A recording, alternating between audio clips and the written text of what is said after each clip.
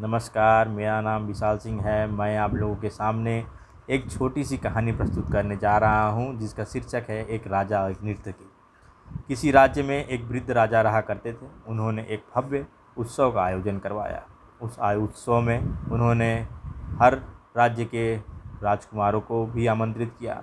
उन्होंने अपने गुरु को आमंत्रित किया, जो किसी वन में रहते थे और अपने पूजा पाठ या अपने ईश्वर के ध्यान में लगे रहते थे। उनको भी उन्होंने आमंत्रित किया। उस उत्सव में उन्होंने एक नर्तकी को भी आमंत्रित किया, जो सुप्रसिद्ध नर्तकी हुआ करती थी, उसे भी आमंत्रित किया। उन्होंने अपने गुरु से भेंट किया, उनके चरण स्पर्श किए और उनसे पूछा कि गुरुजी, आज एक भव्य उत्सव है जिसमें एक नर्तकी भी आएगी। भेंट स्वरूप आपके पास देने के लिए कुछ ना होगा, इसीलिए आप ये सोने का भरा हुआ थैला जो है अपने पास रखिए, और नृत्य पसंद आए तो आप उसे, इस उपहार को उसे भेंट स्वरूप दीजिएगा। नृत्य जो है, उत्सव प्रारंभ होता है।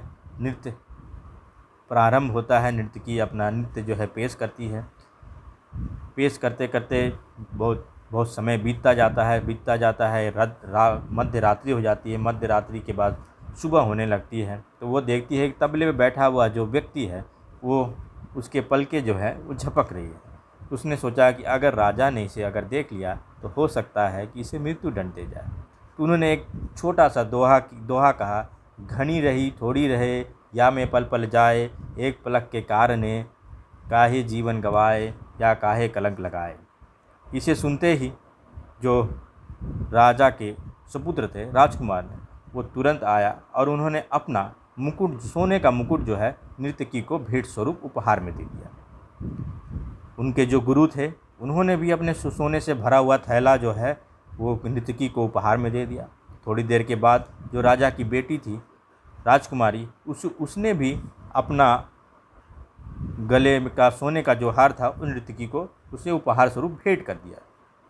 राजा को ये देख अच्छा नहीं लगा। राजा क्रोधित हो गए। राजा ने नर्तकी को बोला, तुमने एक छोटे से दोहे के कारण सारे लोगों को लूट लिया। तो उनके गुरु जो थे वो खड़ा होते हैं और बोलते हैं कि महाराज, इसे कुछ ना बोलिए। इसने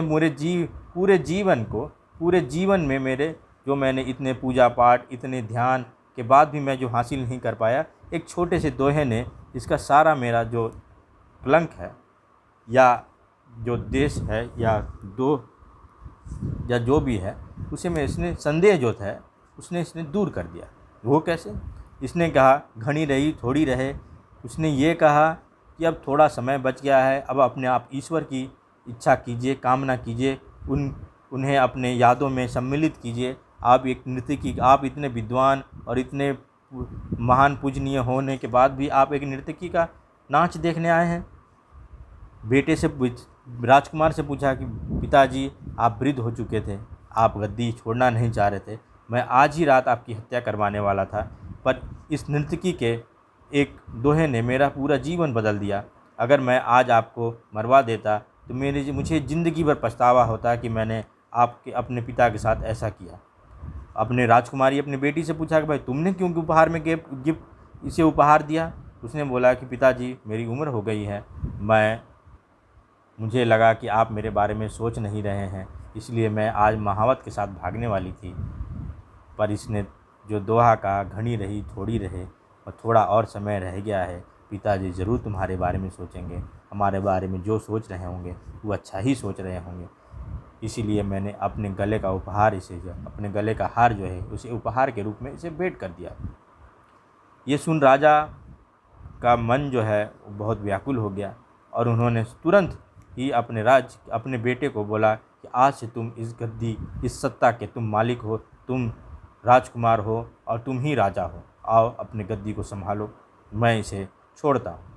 अपनी बेटी से कहा, बेटी, तुम इस आए हुए राजकुमारों में जो तुम्हें पसंद है उनके गले में वरमाला डालो और अपना ब्याह कर लो।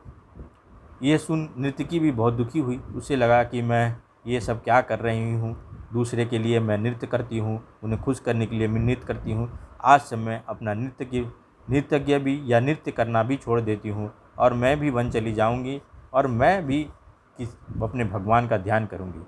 इससे हमें, इस कहानी से हमें यही पता चलता है, या हमें कहानी से ये पता चलता है कि थोड़ा समय और बीत जाने के बाद जो दुःख का समय है, जो दुःख की घड़ी है, उस बीत जाएगा और एक अच्छा पल आएगा। इसीलिए हमें अच्छे समय के लिए इंतज़ार करना चाहिए। धन्यवाद।